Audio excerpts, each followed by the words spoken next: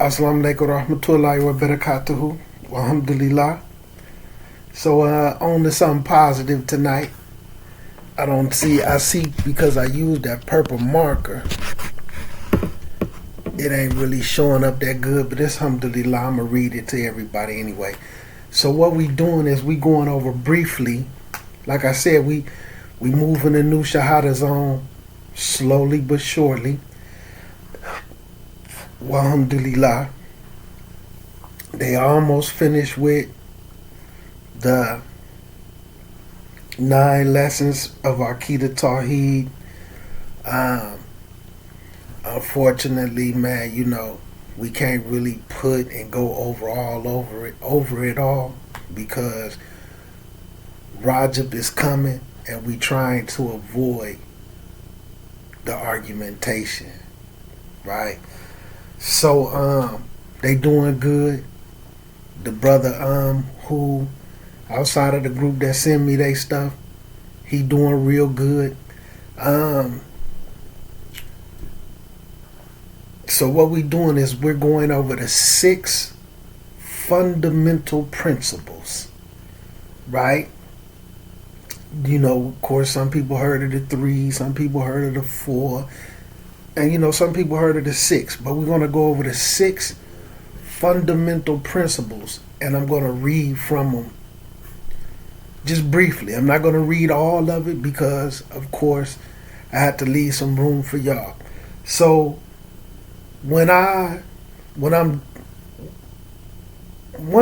you start to go through education and you get to a certain point, what they do is start to teach you how to do research, right?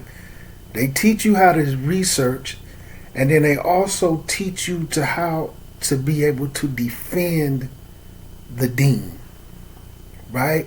Not from a physical aspect. How you defend the deen with ilm, okay?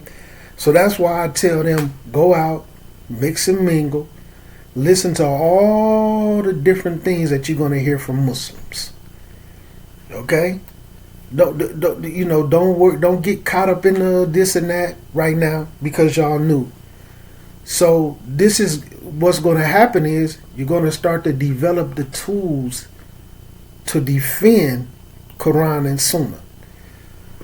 Go to any masjid. Go to the masjids because from where y'all at, there's not one masjid that y'all cannot pray in. There's not one masjid that y'all can't go to Jumar to. Now, yes, there's a couple of masjids I wouldn't go sit in classes in them, especially while you knew. But mixing with the Muslims, talking to them, this and that, and just asking them questions, you can do that. You know what I'm saying? You don't have to go and try to enforce what you feel like you learning on people.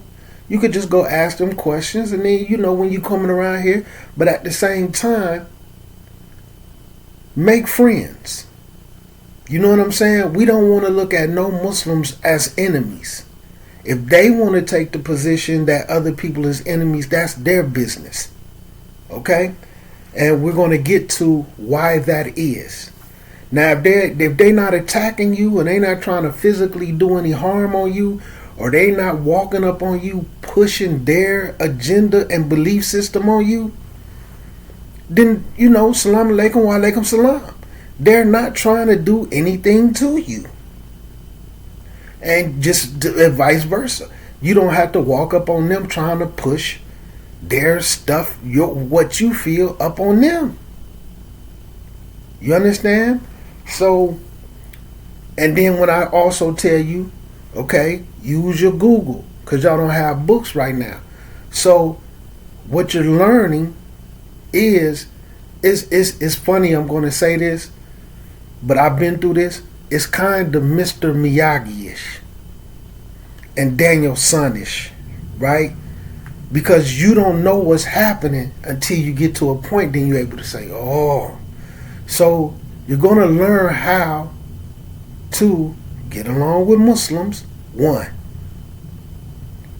2, learn, like I always say, before you go into the bickering and the arguing with people, see what their understanding of Islam is first. Because whatever they're up on, whatever they're chose, this just might be the first Muslim that they've met. So it's the only thing they ever been told. Some people really just don't know any better. They don't even know other point of views. So sometimes you have to see what their point of view is. And then I'm going to give y'all a jewel.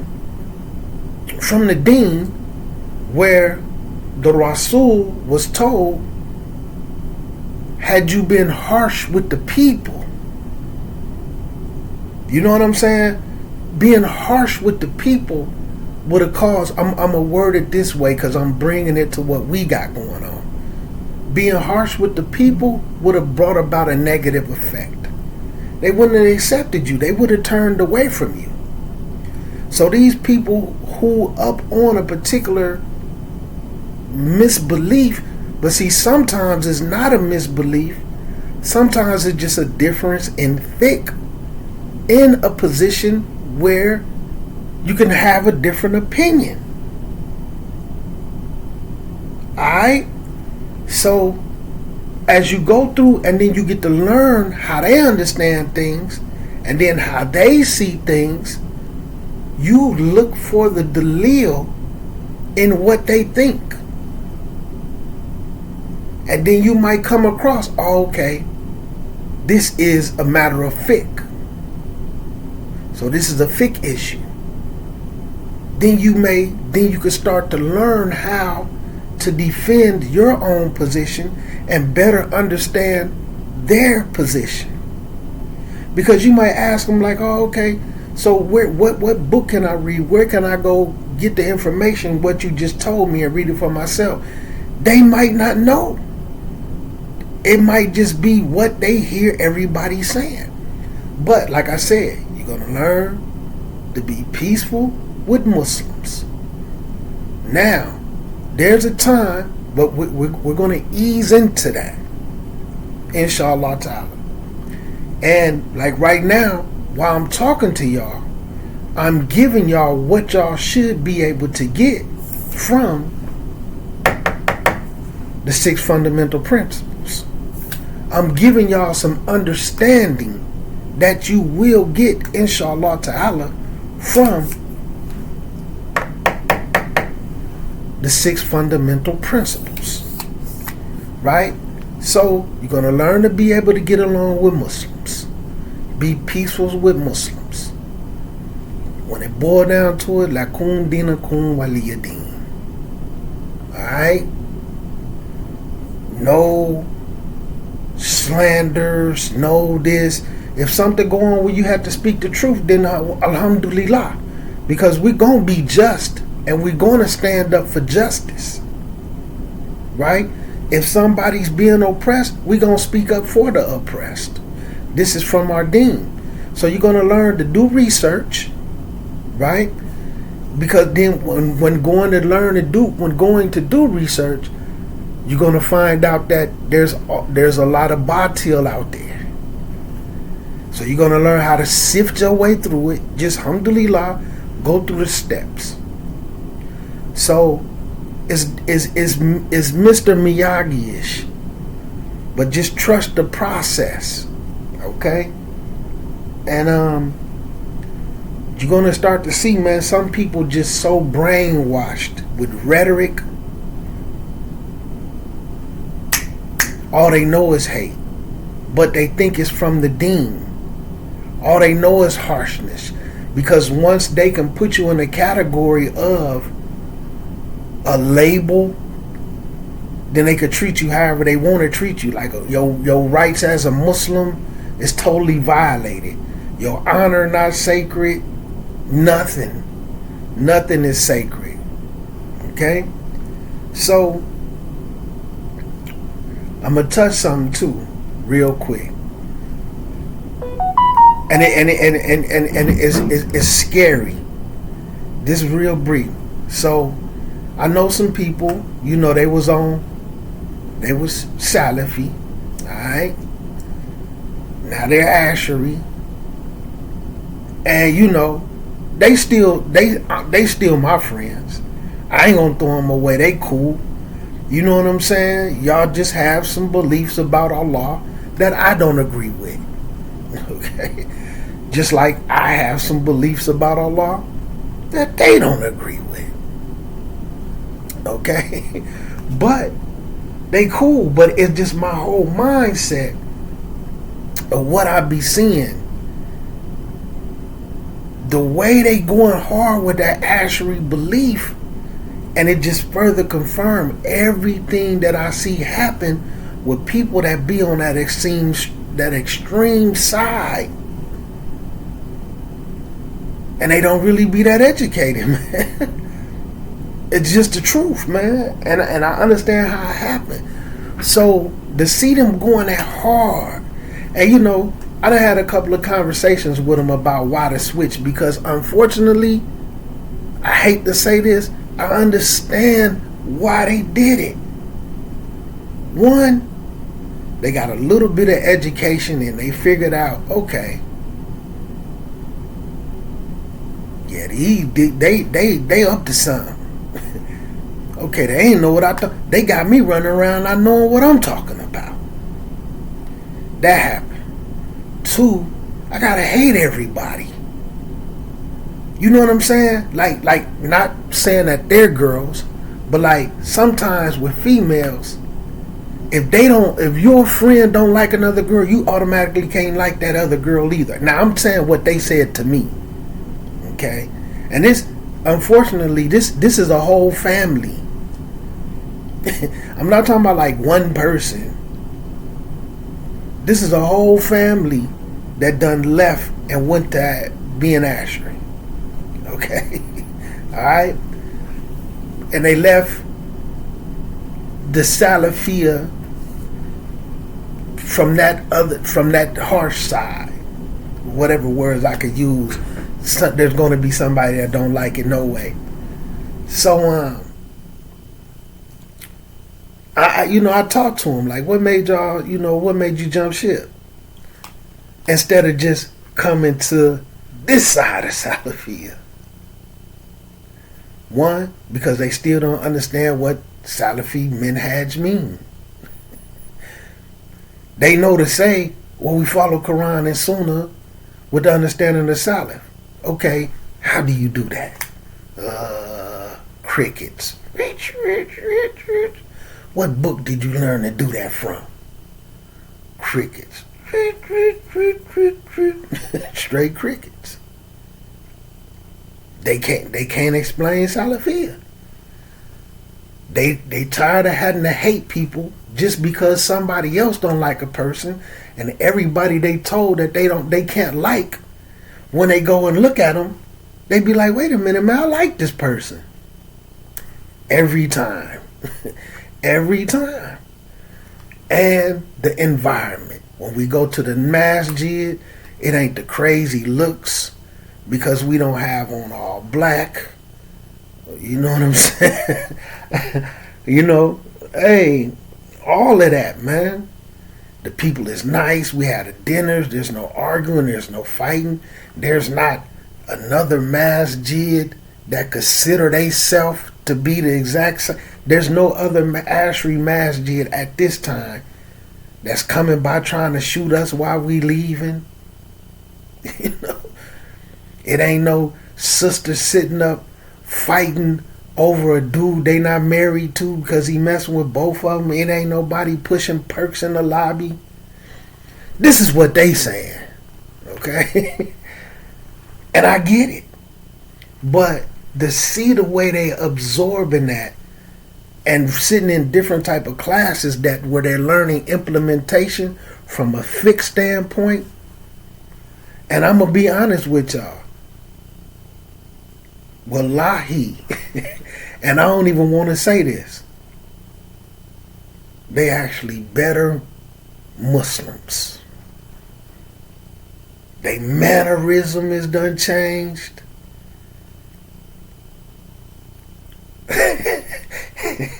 It hurt me to say that. And see, the other thing I see, but I'm getting to a point of something that they said, then we're gonna touch this. one thing that I see that what mainly happens is individuals end up getting confused. Okay, I done learned something. Now I learn that they didn't know what I thought they knew. But they done already turned me against all these other people. So now that I don't want to listen to them and I don't want to have nothing else to do with them, I don't know who to listen to. You know what I'm saying? I don't know who to try to go get married to. I don't know what masjid to walk in, because my mind is, if they not saying Salafi, Salafi, Salafi, and the masjid not this, my mindset is still I can't go to it or intermingle with it because it's a masjid, a bid'ah. But now I don't want to listen to them because I done caught them up too much. Right? And now I don't know who to listen to at all. So they just be stuck in the middle. You know what I'm saying? And that's why I say, although they done switched over to the Ash'ari side, and now they starting to deal with different things from a different perspective, their implementation, putting Islam into practice, has changed. They actually better. That little automatic attitude that you got to have is gone. It's crazy. So, not only them, but a couple of, because the people who I know posted it. But anyway, the imam from one of the round tables, I'm going to put it that way, right? He made a quote. Now, keep in mind, I understand this quote. I see through it. So he made a quote. You don't get fiqh rulings by reading the Quran. You can't get fiqh rulings from reading the Quran. You can't get fiqh rulings from reading the hadiths. You can only get fiqh rulings by reading books of fiqh. Okay? Is this a true statement? Yes and no. Because it's tricky. But what's hid behind the statement, we say so much stuff that go against the Quran, and then cloaking under it ain't the speech or the book of Allah, because Allah can't possess a book. And Allah can't speak because His creation can possess things. To say Allah has something like a book is confining Him to a space and a place where He can have some things. So we can flip and turn and twist these ayats with some qiyas, and then say qiyas is from the deen, which qiyas is. Right? So, but we're going to push you to books of fiqh, mainly the fiqh that we choose. So we don't necessarily have to go to the Quran and the hadiths to figure this out. We could just go straight to this book of fiqh. What's the dangers in that? One, you could sit down with the average Muslim and say, what's a good book of fiqh to even go to like that? Like, for instance, the Hanbali's got it basically almost like an encyclopedia called Zayd al-Mustaqni. Right? Where do you even know to really go and get a book of fiqh like that on all these type of rulings? You don't know. Now, prime example. You read the Quran. It say before you approach the prayer. Wash your face. Right? Your hands, your arms, go from here to here. Right? Wipe your head. Wash your feet. So you could look at that and say, the ruling is, before you go and before you make salat, you have to make wudu. The ruling is right there. Now, because you're reading it and it might not necessarily give you a visual. So then you go to the hadiths to look at the multiple hadiths, how the Rasul did it sometimes, depending on this. He may have did wash these areas one time. He may have washed them twice. He may wash them 3 times. But we know from the Quran, it's limited at 1. Because it don't give you a number of how many times to wash those areas. So the limit, it has to be done 1 time. That's a ruling you can get from the Quran. Then you go to the hadiths and you will see sometimes the Rasul did it once. Sometimes the Rasul washed it twice. Sometimes he washed it 3 times. Sometimes with the wiping the head, people asked him questions, and it's some hadiths that said, if you have like a hairstyle, it's okay to wipe in a direction to not mess up your hairstyle. There's different ways to wipe your head. But I just want to prove you can get the rulings from the Quran and Hadiths when you know what you're looking for. With the books of fiqh, how do they come up with the ruling without Quran and Hadiths anyway? So y'all can see these is misleading statements. And again, I'm giving y'all something that's what? In the 6 fundamental principles. And we finna get to them now. So be careful, man, because I watched one group take everybody away from Quran and Sunnah and replaced it with creed. Now I'm watching them take away Quran and Sunnah, a different group, take away Quran and Sunnah and replace it with fiqh, but not necessarily teaching you all the fiqh. So like the people who knew and don't really know how to go and extract from Quran and Sunnah, and you're going to turn to fiqh, I'm always going to advise people, do comparative. Just like when I talk to the brothers on here about ghusl. When you go look into ghusl, look into the Hanafi way to make it, the Maliki or Maliki way to make it, Shafi'i, Hanbali. Go look at all 4 madhabs. Do comparative. Don't just grab one, or because you're around some people that say we Hanafi, this is the way, or we Maliki, and that most Africans do it, and that's the madhab for black people that fit more of our element and culture. Don't just grab one. Okay?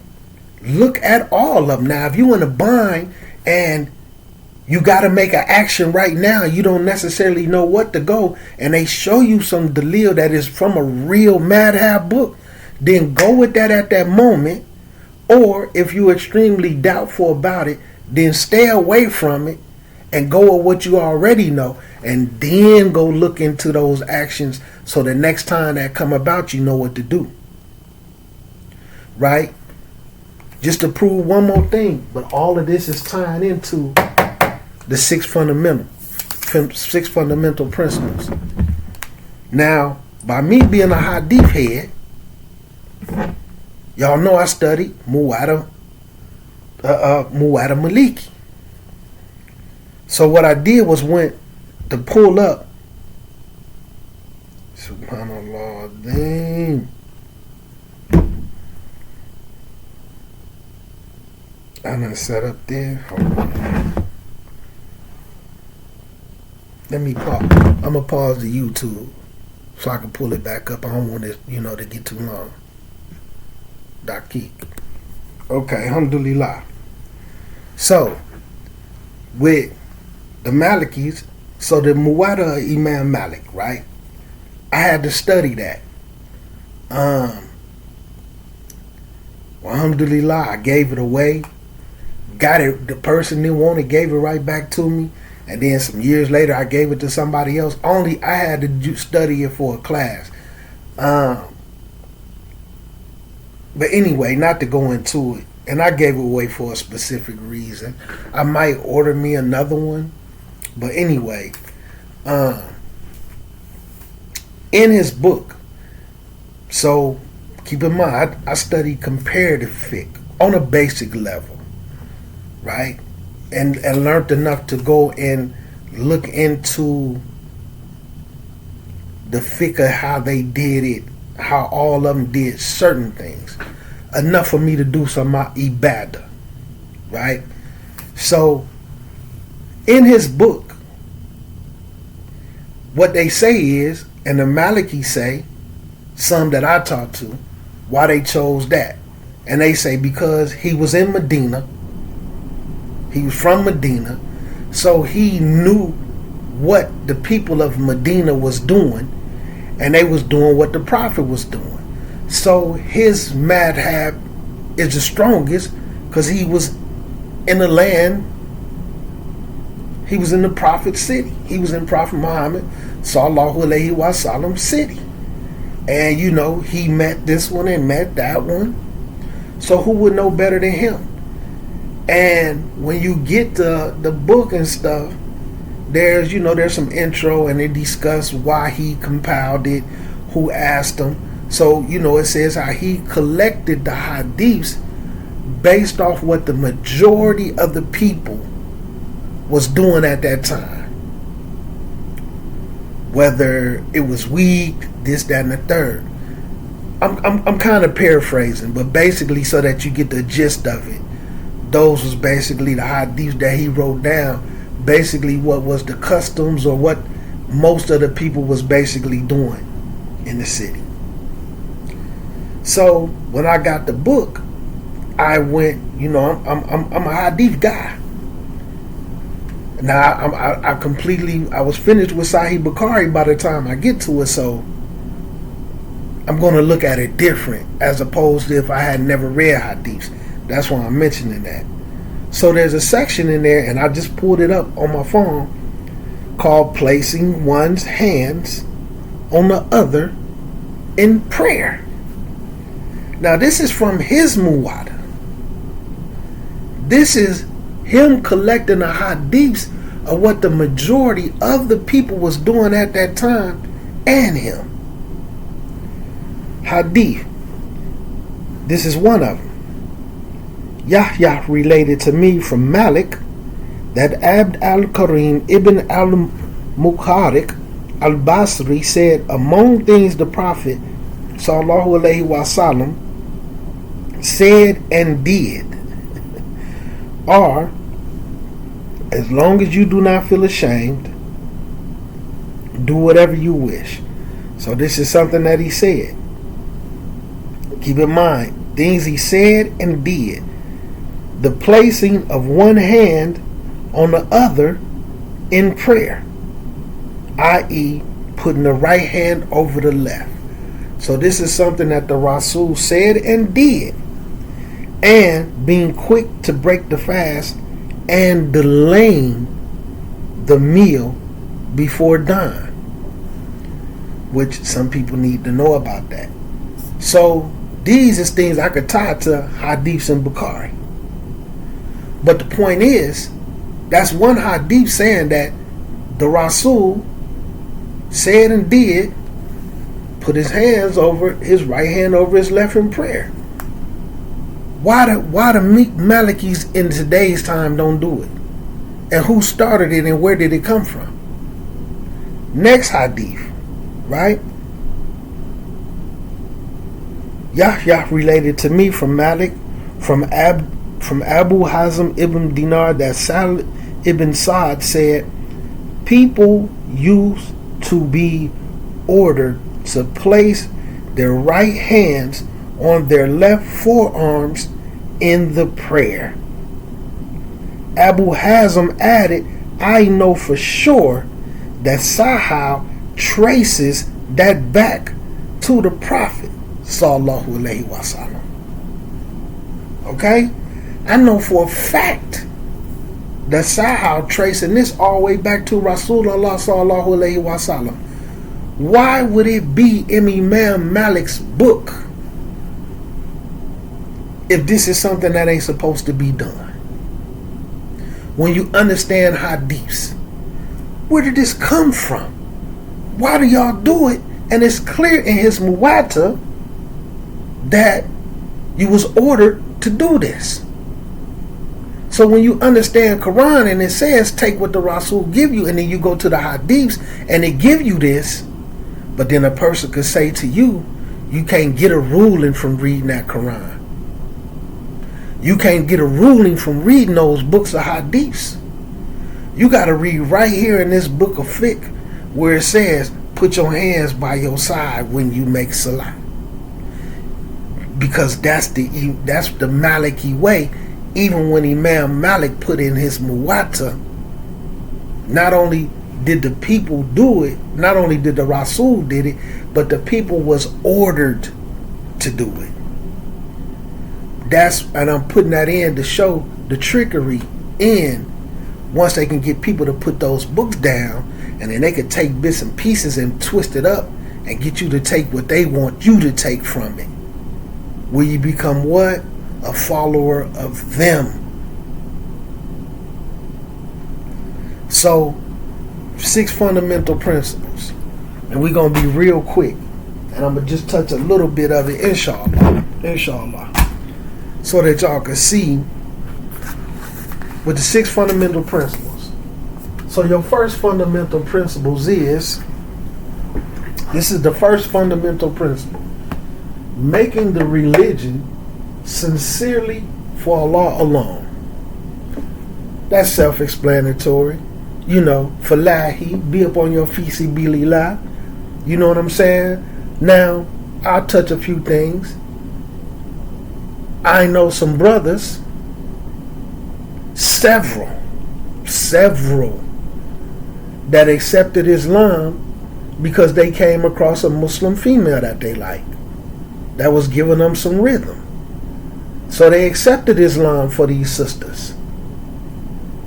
And then they practiced and did certain parts of this religion, but the bulk of them doing it was so that they could marry that sister and be with her. Some sisters do the same thing. So that's just to give one example of how your deen might not be sincerely for Allah alone. Some people doing it because they are married and they want to keep the person they married to. Some people do it because the gang that you in, you gotta be Muslim, regard whatever kind of Muslim that is. So one of the first fundamental principles, and this is fundamental, so this is these is foundations, pillars, if you will, of having strong deen. 2, Allah commanded unity in the religion and forbade differing in it. So that's why I'm telling y'all in the beginning, y'all can get out here, mix and mingle, but learn how to be kind and have some unity with the Muslims, man. If they not attacking you, they not trying to put hands on you. Now, if they don't want to salam you and if they want to act haughty and snotty, that's their business. But don't do the same thing. Sit down, mingle with them, find out why they have the belief that they believe. And then as you grow, you might be able to show them real dalil and understanding, and then you could bring them over. See, the worst thing you want to do is make an enemy out of somebody that could possibly be your friend. Allah commanded unity in the religion and forbade differing in it. Now, differences in fiqh opinions or this and that, that's a different thing. Let me touch, even though this is self-explanatory, and I don't really have to read too much from it. And I don't want to take away because y'all got to go through this and then y'all get that. But I'll touch a little bit, right? This principle is present in the Quran. Allah Ta'ala says, and hold fast, all of you together, to the rope of Allah, right? And be not divided amongst yourselves. That's Surah 3, ayah number 103. Surah 3, ayah number 105. And be not as those who divided and differed amongst themselves. Some people just coming up and making reasons to be different, to cause division. I gotta call myself this just to make sure I'm divided and different from you, so that nobody confuse me with you. Although we pray alike, although we fast alike, we got all the exact same pillars. We even got the exact same Aqidah. And then some of us, out of the 6 fundamental principles, we got all 6, but we just have a couple of differences in one. We have some differences in one. Is that enough for war?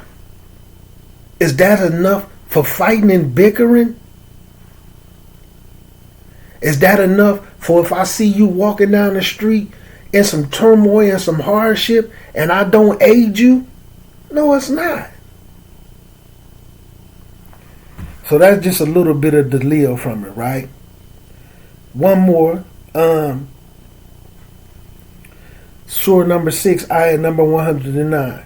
Verily, those who divide their religion and break up into sects, all kind of religious sects, you, O Muhammad, have no concern with them in the least. So, just don't be the same. You understand? Just don't be the same. And then understand this. And I'm going to say this, and I don't care how they feel about it. For us who's Salafi, that understand, even if you may not know how to do it, that understand the Salafi minhaj is about following Quran, following the Sunnah, and with issues that's not clear in there, or the issues that's in there that people had different understandings about, certain Aqidah things, right? Following the understanding that they had in those issues. As long as you're doing that, you're Salafi. Not you ain't Salafi because you salamed him. You're not Salafi because you listen to him. What that got to do with Salafiyah? You're not a Salafi because you went to that masjid and prayed and we didn't approve of it. That ain't got nothing to do with Salafiyah. Nothing. That ain't even got nothing to do. That don't even take you out of the fold of Deen. That don't even take you out of Islam. But you could sit right here and have a conversation with this kafir. You could go to your family reunions or something and be with your kafir cousins and have fun and play cards with them. So you can mix and mingle with these kafir relatives or kafirs you grew up with. But you can't say salam alaikum to this person we liked. You can't listen to another person who gave you some real M and click the thumbs up on a video. Or we seen that you liked they post. We seen you put a heart on a post on Instagram. You not Salafi. If you believe that, you don't understand what Salafi is. That stuff causes division. Allah commanded unity in the religion. Then here goes some Dalil. So you don't have to be that, man. Quit feeling like you have to cater to that type of stuff just to be accepted by some people for whatever reasons. So we'll go to 3. Listen, hear, and obey the ruler or the person that's in control. Which, that's something that we don't really have to deal with because we in a Catholic country. You know what I'm saying?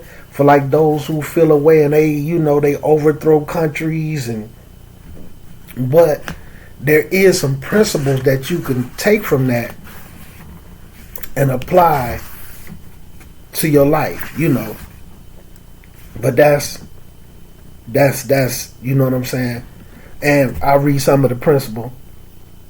From the completeness and perfection of unity is to listen, hear, and obey whoever is in control as a ruler over us, even if it were to be an Abyssinian slave. So we don't really have to touch that too much, right? But, I don't want to give too much away from when y'all get into it. So the 4th fundamental principle. Beautiful. Clarification of what is referred to as knowledge. What is knowledge? Then you have to go into what's beneficial knowledge. That's why you'll hear people talking about when they make their du'as, they ask Allah for ilm manafi, for beneficial knowledge, for knowledge that's going to benefit me. And I could throw in this principle and show y'all how y'all get to this. In the deen, what's fard, what's obligatory, comes before what's sunnah. Right? It's the same way with knowledge. This right here, although it's from the deen, but it's secondary. It's good to know. You can learn from it, but why push that over this stuff that's mandatory, that's really going to change me and I implement it? Why push that over this? If you can't teach it to me, then just say that. But if you can't teach it to me, and if you can't give it to me, but you want me up under your stronghold, don't stop me from going to get it from the people who can give it to me. Y'all understand?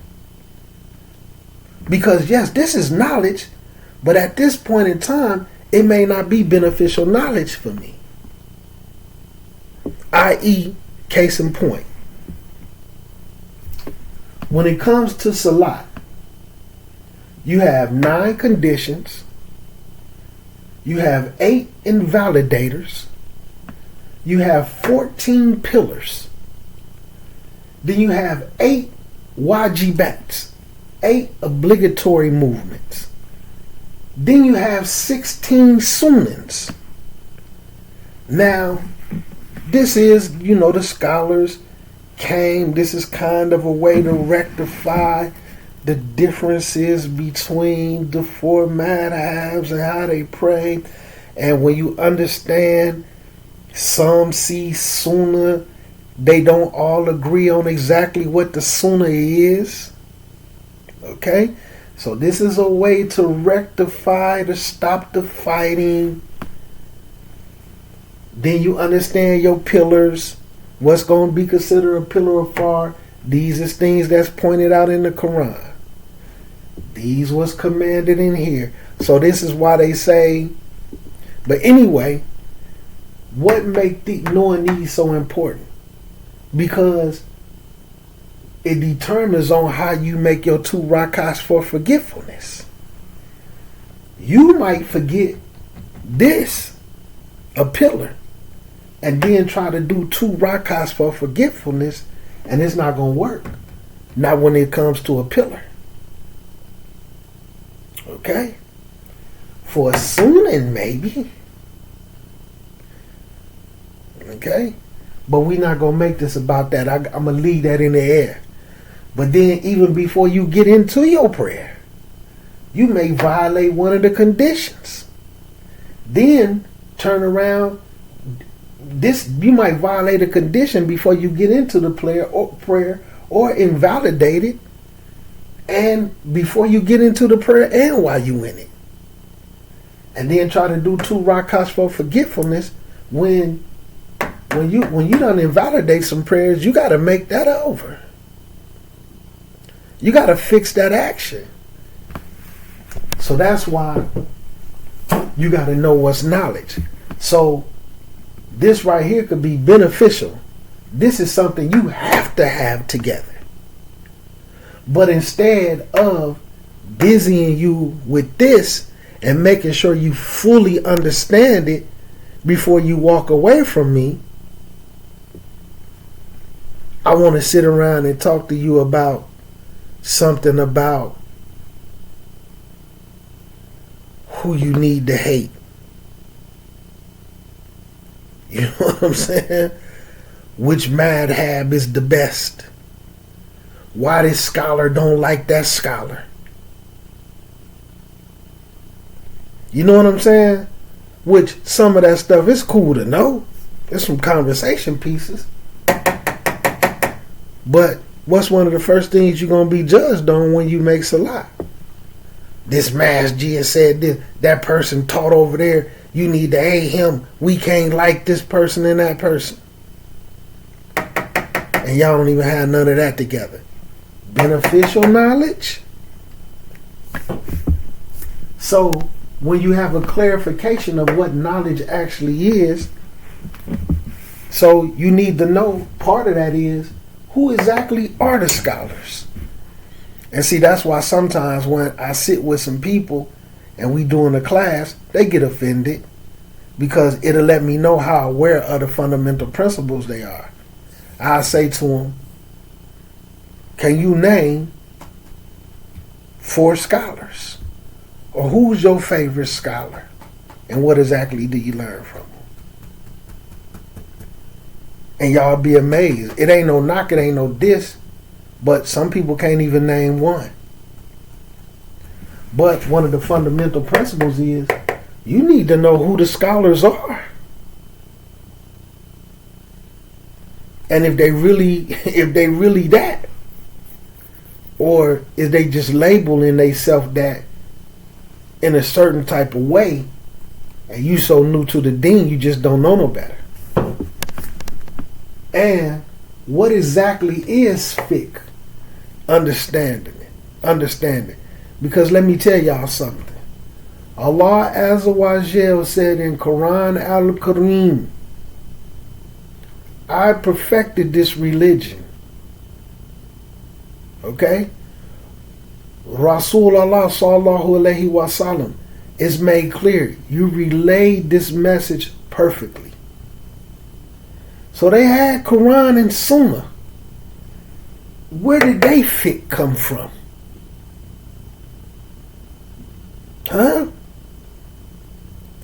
So y'all telling me some people who came along later, don't get me wrong. I'm not bashing fiqh. I study fiqh. I understand fiqh. But for the individuals who put in one particular version of fiqh over Quran and Sunnah,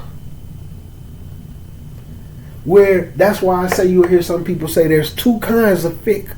There's fiqh of Quran and Sunnah, and then there's fiqh of the madhabs. Okay?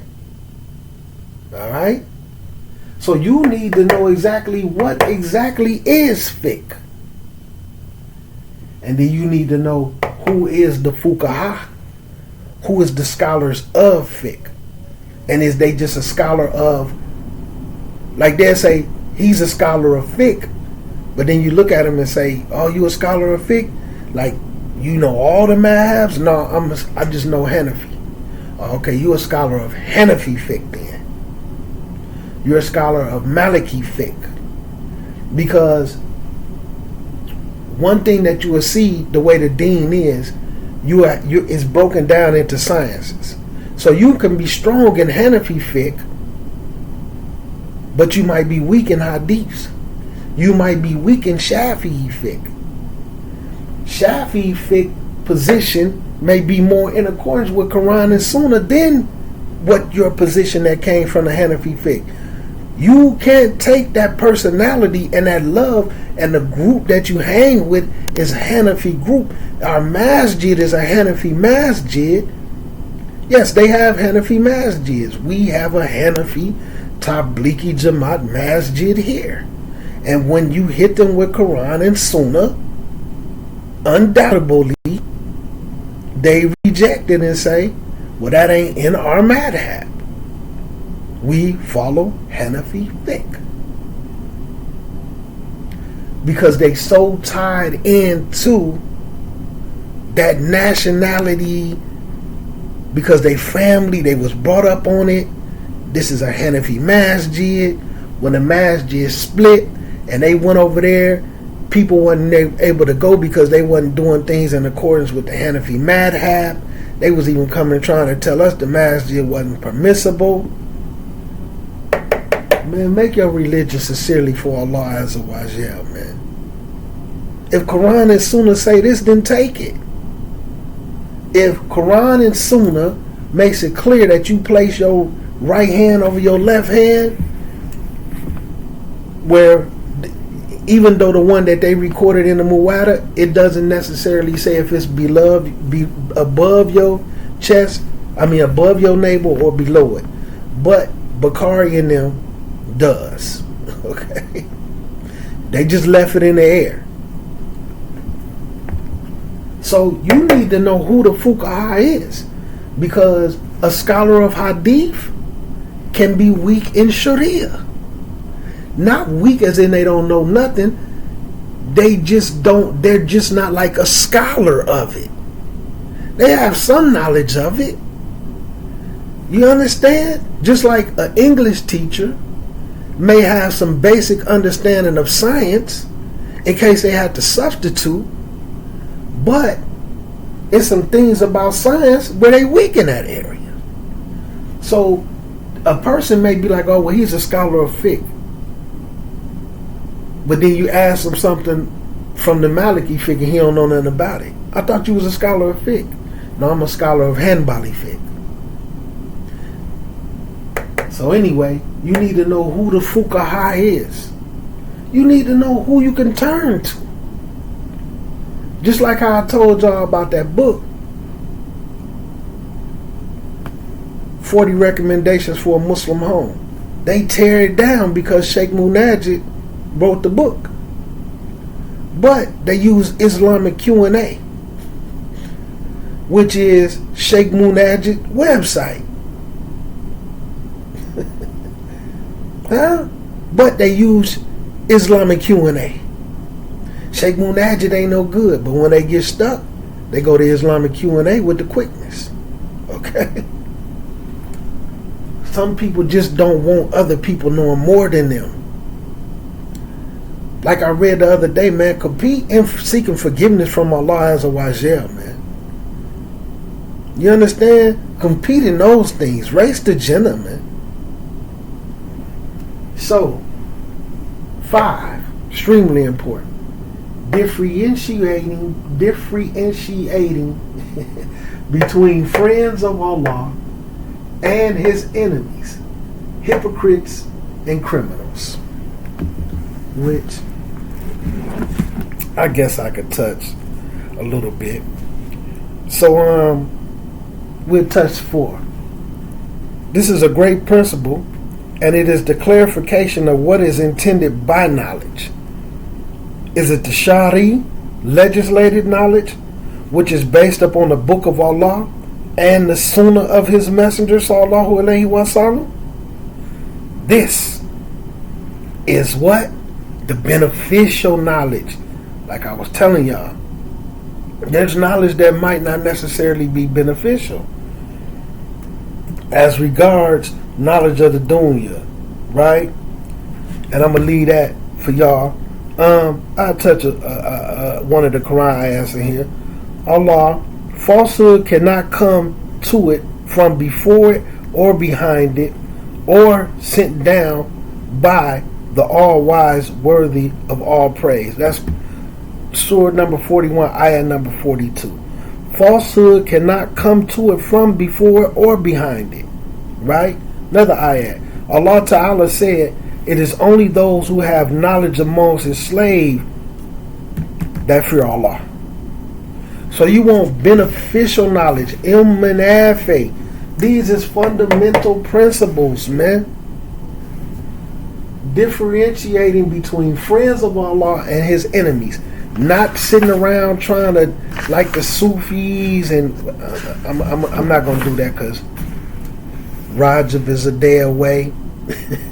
And I ain't got time for the differing to start. So, Allah's perfect. Allah, perfect is He. Clarification of who is His friends and differentiating between them and between those who imitate them from the enemies of Allah, the hypocrites and the criminals.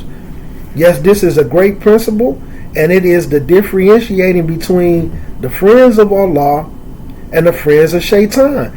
Due to this matter becoming confusing to the people, and this is why Shaykh al-Islam Ibn Taymiyyah authored a beneficial book and called it The Criteria Between the Friends of Allah and the Friends of Shaitan.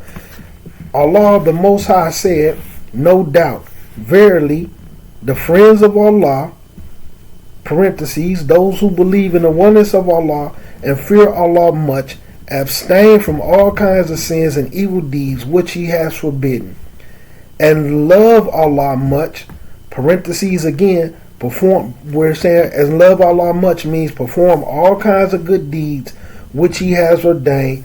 No fear shall come upon them, nor shall they grieve.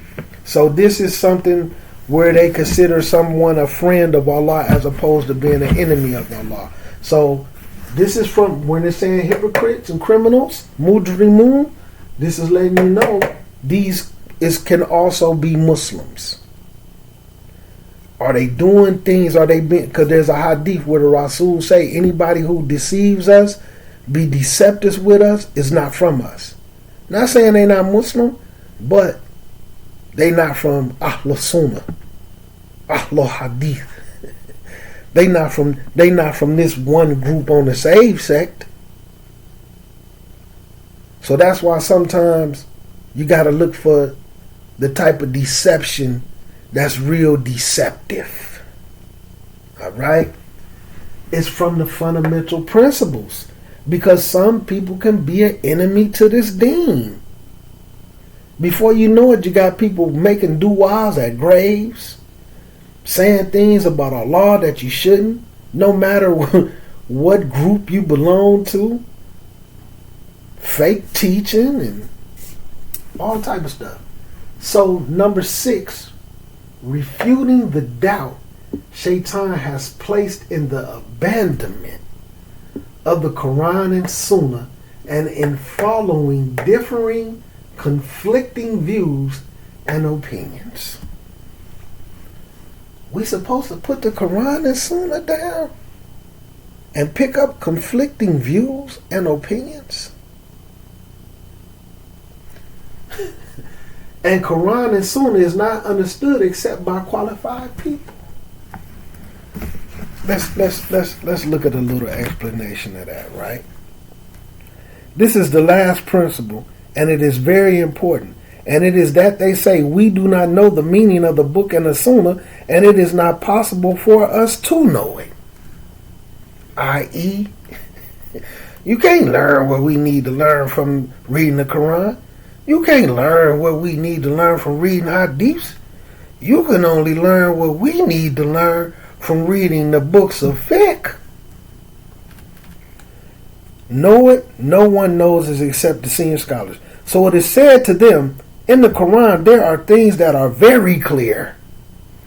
The layman, the commoner, as well as the student know it. By it the proof is established upon the creation. And in it there are some things that none knows it except the scholars, and in it are things that only Allah is knowledgeable of. Yes, there is in the Quran and Sunnah matters of which only mujtahids, the people, the mujtahids, that they know how to deal with, right? However, there are a lot of things that the layman, the commoner, is knowledgeable of, and the student who has achieved a portion of knowledge is also knowledgeable of it. And then I'm going to leave the rest for y'all to dig into. So it even the six fundamental principles actually refutes this. And like I said, I've seen a particular group take people away from Quran, Quran and tafsirs for years, the books of hadiths for years, and replaced it with creed. Okay? Now I'm seeing another group come in and taking Quran and taking tafsirs and hadiths away for one particular portion of fiqh. Okay? Now, when it says Quran and Sunnah is not understood except by qualified people, that's why you read tafsirs. Because it gives you an understanding, right, where the qualified people put it in a book for you. Now, not saying, because I know that the scholars say that you're not supposed to take your book as a scholar. See, like the ones who sit down and say, if you read that book by a scholar, you're a student of it, they won't give y'all that quote, because this is what make them students of knowledge based off of reading this particular book. But the scholars say the person who take their book as a scholar is going to make more mistakes. They're going to mess up more time. They're going to mess up more stuff than what they get right. So even with the tafsirs, just like the Quran make certain things extremely clear.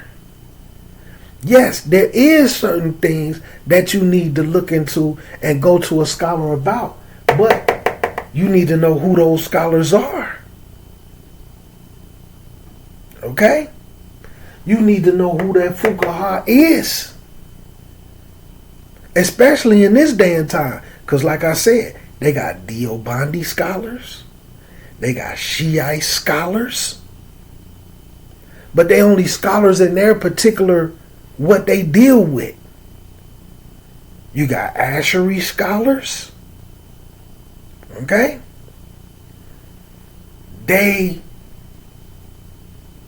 That little field, so you just got to know what you're doing, because people play trickery games and go ask people, just like one trick that they say, I ain't gonna do that, I'm gonna leave that alone. So when you go to tafsirs, they do a very good job at clarifying certain things. Alright? For the basic stuff that we do on a daily basis, I mean, let's just keep it 100. We ain't doing nothing but praying.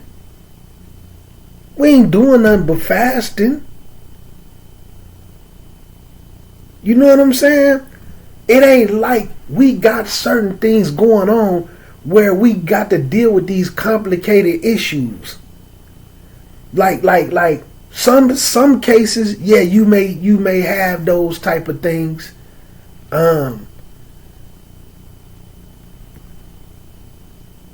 But you have stuff like Fatwa Islamiyah. You have books where scholars have answered these general things. You have stuff like where you could go to Islamic Q&A. You know what I'm saying? So like I said, you may have over here a person who graduated with a PhD in his studies. And then a person who know Arabic and just tried to read a book. And then you go ask them a question and then they misguide you. But tell you to stay away from the person with a PhD that could have gave you the right understanding.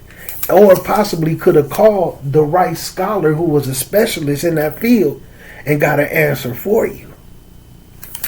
But when you understand these principles, you can navigate your way through this foolishness. So, y'all gonna dig into it. Y'all can wait until y'all done with the Akida thing. And this is why we being careful with the books. Learn these. Write them down. Learn these. Ponder on it. What does it really mean to making my religion sincerely from Allah alone? Do tadabbur on that. And get out there and keep your mingling up. You're going to bump into some people that's going to tell you, man, these ain't no 6 fundamental principles. There is none.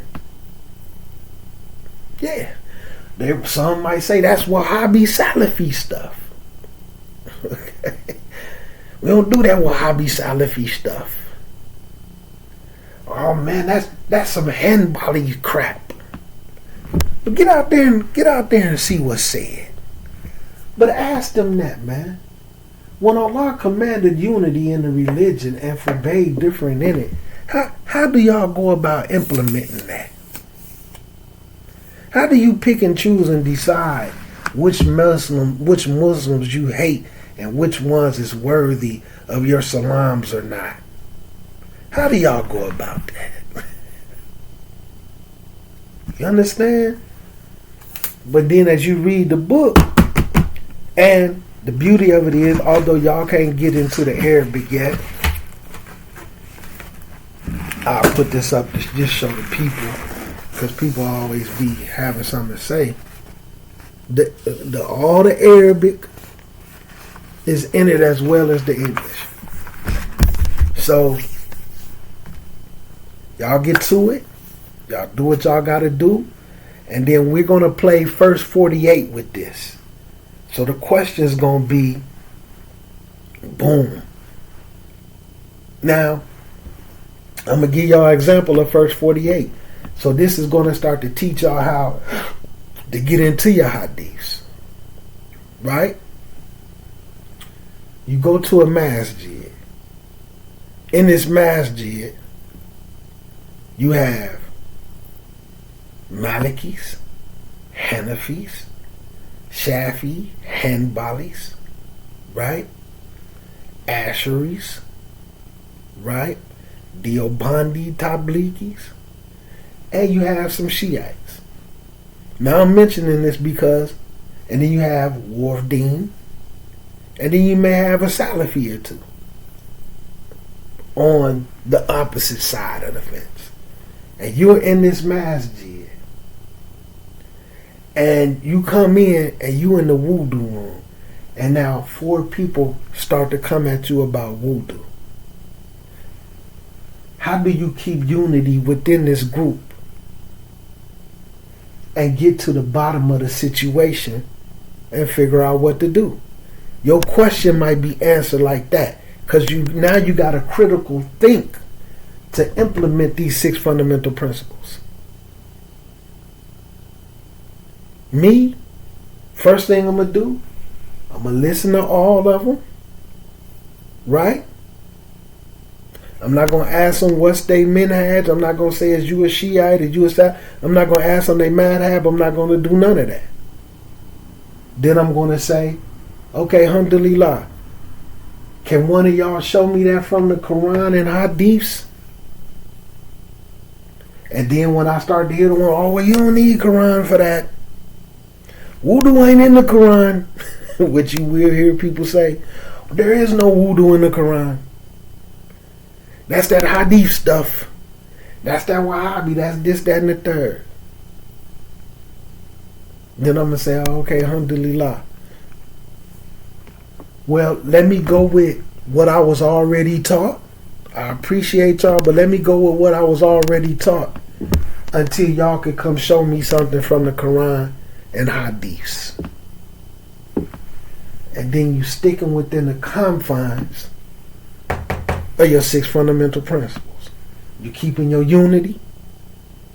You're not differing with them within it to the point where hatred and enmity comes in. You understand? You keeping it fi sabilillah.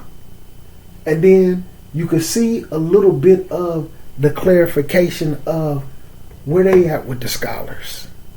Where they at with the understanding of this. You might find some of them to fall into one of these categories of being a hypocrite, a criminal. then you're going to have to start to differentiate. And which this is a beautiful situation, man, because sometimes you could be in a situation where some Muslims is on some highly criminal activity and doing some Muslim wrong, man. Not one or two Muslims, doing several Muslims wrong, and the community. And then some people can't differentiate. And then you can sit down and say, look, man, I need you to hear me all the way, kid. Listen to me all the way, B. All right? Yani, you need to open your eyes, B. This is not going to end well. This is not going to end well at all. You want to be on the wrong side of history or what? Because some people can't differentiate. But anyway, man, so the questions is going to come at you. We're going to come at it with a critical thinking, man. So dig into it. Don't skip your way through it. And y'all know how First 48 go. Any question you can't answer is your homework. Alright? So let me get up out of here, man, so I could pray, man. I was supposed to only do 45 minutes. You know how I go, man. I wasn't planning on talking about that, what the Imam said and like how the difference I'm seeing at these people who done switch sides, and I'm still baffled. Y'all was around the conversation of the Minhaj, but character was horrible. Implementation was null and void. Now y'all around some implementation and some good manners and character, but now some of the stuff that you believe is just like let me quit, man. They gonna get to hitting the thumbs down on my videos. But I'm sitting down like, but you know, y'all still my people. You know what I'm saying? Y'all, you know what I'm saying? La kum dinakum waliyadin. You know what I'm saying? But assalamu alaikum rahmatullahi wa barakatuhu, man. And anybody who I offend, man, accidentally, intentionally, I apologize. Because my intent isn't to offend, but sometimes my intentions is to get people to think and ponder and pay close attention, man. Because just because people, Muslims, man. Assalamu alaikum rahmatullahi wa barakatuhu. Any mistakes I made came from myself and the shaitan. Anything I said that was correct came from Allah Azza wa Jalla Muqtadir.